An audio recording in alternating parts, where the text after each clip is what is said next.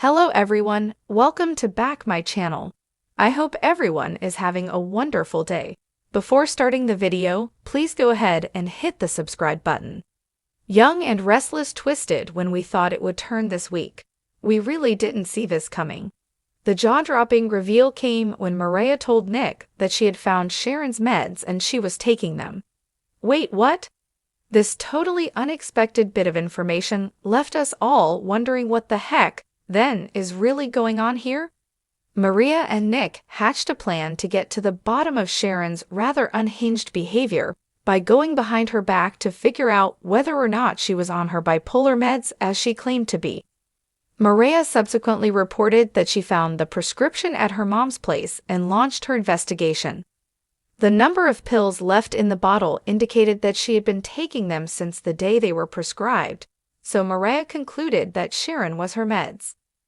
Backtracking, Sharon had told Nick that her doctor had put her on new meds because her old ones had become less effective. She'd also made it clear to Nick that she didn't like how the meds made her feel. During a conversation with Cameron, we also learned that Sharon had lied to her family and had not, in fact, called the doctor to discuss the prescription as promised. Therefore they, and we, suspected she was off her meds, and Maria's reveal was a bit of a shocker. So what's really going on here? Well, there are multiple possible scenarios that could be coming into play. Bipolar Sharon is nothing if not sly. She could be taking a pill out of the bottle each day and flushing it down the toilet or throwing it in the trash to make it look as though she's taking them. She's been shifty with her family since this began, so it's not impossible. On the other hand, Maria's theory could prove true. She wondered if the new meds were simply taking a while to kick in.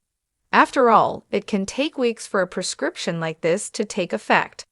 But if this were the case, wouldn't we see her gradually improving rather than spinning further and further out of control? Also, as Nick pointed out, things had reached the point where they didn't have weeks to sit back and see if the new RX was going to work.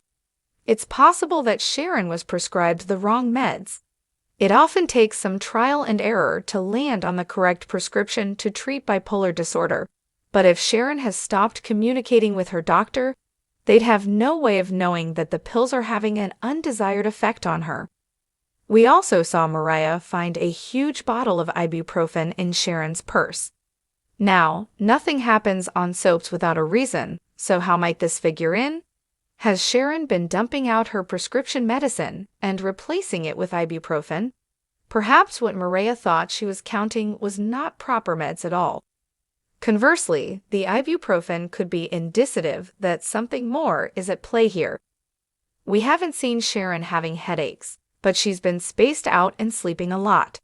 Tired, distracted, emotional, not to mention hallucinating Cassie, Cameron, and Nick. Might Sharon be dealing with something more than bipolar disorder? Perhaps what is driving her behavior isn't a med mix-up at all, but a classic soap opera brain tumor. We're all too familiar with the kind of havoc those puppies can wreak. Finally, someone could be messing with Sharon's medication. This is a pretty big stretch, however, as we can't imagine anyone on canvas doing this save for Cameron, who is already dead. They'd also have to have access to her house and, well, a motive. Let us know what you think is going on with Sharon and her meds in the comment section.